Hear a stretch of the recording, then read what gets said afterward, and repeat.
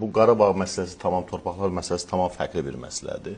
Təbii hər birimiz deyirik ki, bu məsələdə uğurlu bir deməli addımlar atıldı və hətta ondan sonraki hərbi əməliyyatlardan sonraki diplomatik savaşda da belə uğurlu addımlar atılır. Kifayət qədər və bunu təqdir edirik. Bilirsiniz, müxalifətçilik olanı inkar eləmək deyil. Nöqsan və qüsurla idarə etmədəki nöqsan və qüsurları ortaya çıxartmaqdır. Həm də seçkiyə nəyinəsə getmək lazımdır. Mən olanı inkar eləmirəm. Olanlar öz yerində. Amma Azərbaycan hakimiyyətinin kifayət qədər özəlliklə sosial-iqtisadi sahədə çox ciddi, xalqın güzələrlə bağlı, çox ciddi negativ halları var idarə etmədə.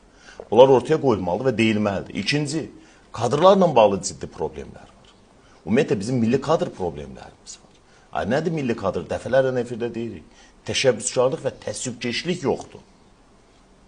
Bu məsələlər gündəmə gətirilməlidir, daşımı. Yəni, bir siyasi partiyanın, hakimiyyət alternatifi olmaq istəyən siyasi partiyanın mövcud hakimiyyətlə bağlı kifayət qədər ortaya qoya biləcəyi negativlər və qüsurlar var.